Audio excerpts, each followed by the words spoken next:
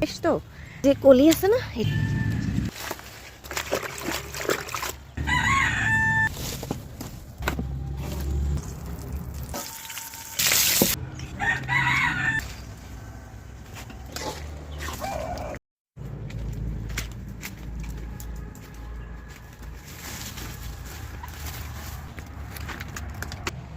কচুর শাক নিতে আসছি। এখানে অনেকগুলো কচুর শাক আছে, একদম কষি কষি। এখানে কুকুর টুকুর আসে না, এগুলো একদম ফ্রেশ তো।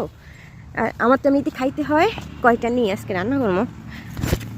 শুধু মাঝখানের কলি, কষি কষি যে কলি আছে না, এটা নেই। হ্যাঁ, কচুর শাক আবার আমার এমনিতেই প্রিয়, যদিও ডাক্তার খাইতে বলছে, এমনিতেই প্রিয়, পছন্দ করি। আর রান্না করলে মজাই হয়। আজকে রান্না করি।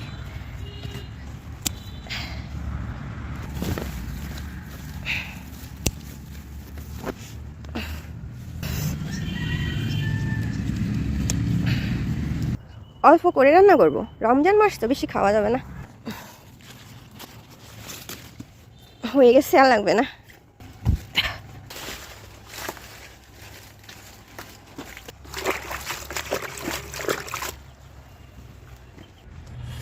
কাটি কুটি নিয়েছি, কেসি দিয়ে কাটছি, কাঁচি আর কি।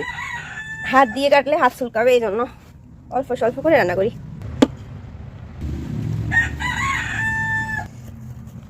তেলাপিয়া মাছটা ভাজি করে দিব, ভাজি করে কাটা ফেলে দিলে হবে।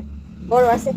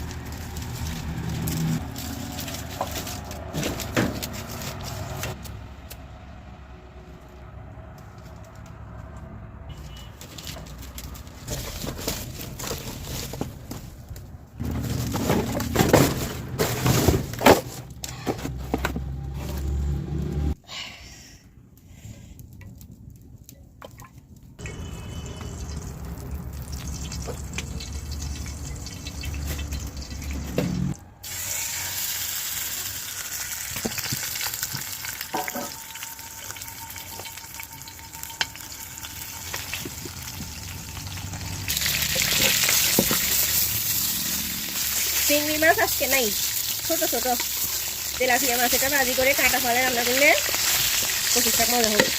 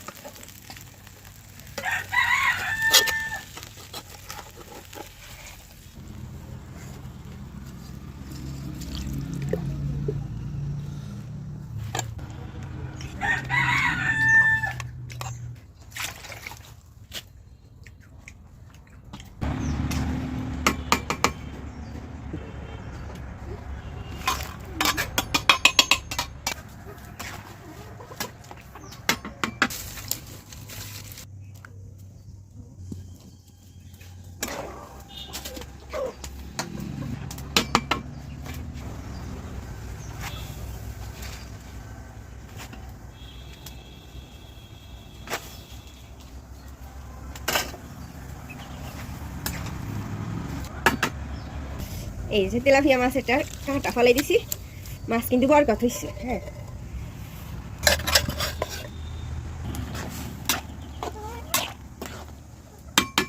এই যে এখানে মুরগির মাংস রাঁধছি না, মুরগির মাংসের ঝোল ছিল, ওইগুলা দিয়ে দিছি। মানে এবার সেই রকম মজা হবে, স্বাদ বেড়ে যাবে।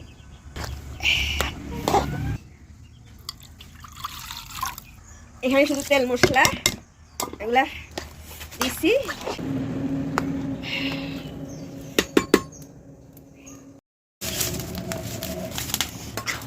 এই যে আমার শাক হয়ে গেছে, এবার পোড়ামরিচ দিয়ে একটু তেল দাগ করে দিই, রসুন টসুন দিয়ে।